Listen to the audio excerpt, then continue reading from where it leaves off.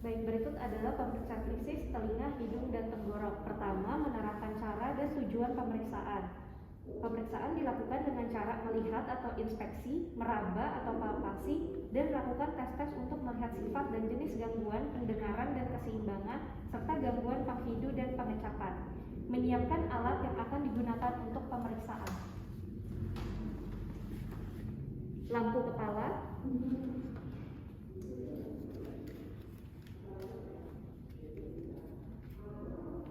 spekulum telinga, mengatur posisi duduk dengan pasien, mengatur posisi lampu kepala di kepala, mengatur fokus cahaya lampu kepala.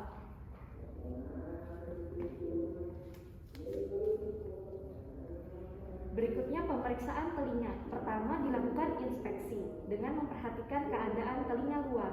Perhatikan apakah ada kelainan bentuk telinga, tanda-tanda peradangan, tumor, dan sekret yang keluar dari liang telinga. Pengamatan dilakukan pada telinga bagian depan dan belakang. Setelah mengamati bagian-bagian telinga, lakukan palpasi pada telinga. Tampak menekan dengan jari telunjuk pada daerah depan dan belakang telinga untuk menilai adanya kelainan-kelainan pada telinga.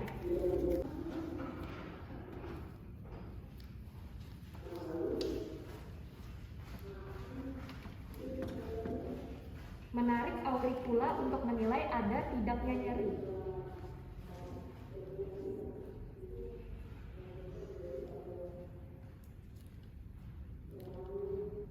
Selanjutnya, otoskopi, melakukan pemilihan spekulum telinga yang tepat. Lalu, memegang dan memposisikan daun telinga yang akan diperiksa.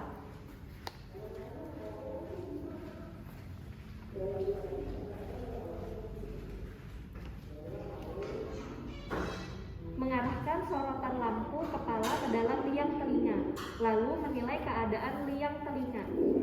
Pemeriksaan liang telinga dan membran timpani dilakukan dengan memposisikan liang telinga sedemikian rupa agar diperoleh aksis liang telinga yang sejajar dengan arah pandang mata, sehingga keseluruhan liang telinga sampai permukaan membran timpani dapat terlihat. Posisi ini diperoleh dengan menjepit daun telinga dengan menggunakan ibu jari dan jari tengah dan menariknya ke arah superior, dorsolateral, dan mendorong tragus ke anterior dengan menggunakan jari telunjuk.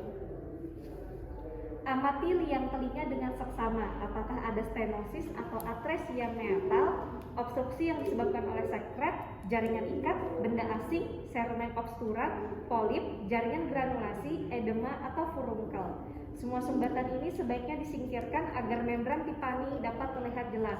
Diamati pula dinding liang telinga ada atau tidak adanya laserasi.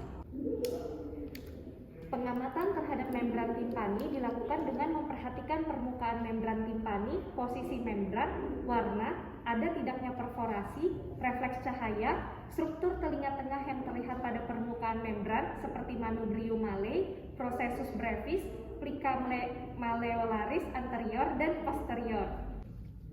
Kemudian selanjutnya dilakukan pemeriksaan hidung dan sinus paranasalis. Yang pertama adalah inspeksi, di mana mengatur fokus cahaya lampu kepala, kemudian tampak memperhatikan keadaan hidung luar dan sekitarnya.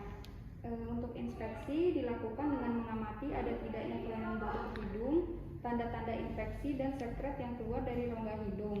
Kemudian selanjutnya dilakukan palpasi, yaitu tampak menekan dengan jari telunjuk tangan kanan pada daerah pangkal hidung, pipi, supraorbitalis, dan daerah intercanthus untuk menilai adanya kelainan-kelainan pada hidung dan sinus paranasalis. Kemudian palpasi dilakukan dengan penekanan jari telunjuk mulai dari pangkal hidung sampai apeks untuk mengetahui ada tidaknya nyeri, massa tumor, atau tanda-tanda krepitasi. Kemudian dilakukan pemeriksaan rinoskopi anterior, di mana melakukan pemilihan spekulum hidung yang tepat, kemudian memegang dan memasukkan spekulum hidung ke dalam rongga hidung, kemudian mengarahkan sorotan lampu kepala ke dalam rongga hidung, selanjutnya menilai struktur di dalam rongga hidung, dan melihat fenomena palatum mole. Kemudian setelah itu mengeluarkan spekulum hidung dari rongga hidung.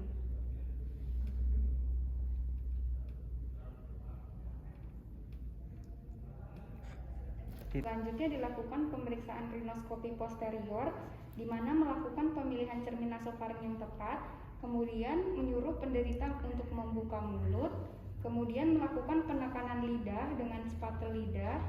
Setelah itu melidah apikan cermin nasofaring sebelum dimasukkan ke dalam orofaring. Selanjutnya memposisikan cermin nasofaring di dalam orofaring, kemudian menilai struktur di dalam nasofaring. Dan setelah itu meletakkan alat-alat pemeriksaan ke tempat semula. Selanjutnya melakukan rinoskopi posterior, di mana melakukan pemilihan cermin nasofaring yang tepat dan menyuruh penderita untuk membuka mulut.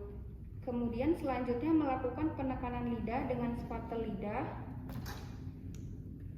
Kemudian melidah apikan cermin nasofaring sebelum dimasukkan ke dalam orofaring dan memposisikan cermin nasofaring di dalam orofaring, kemudian menilai struktur di dalam nasofaring.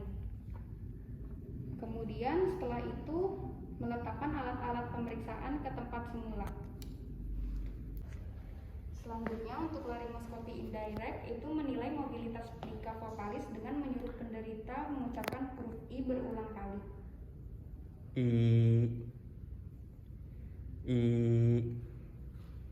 Kemudian selanjutnya meletakkan alat-alat pemeriksa ke tempat semula.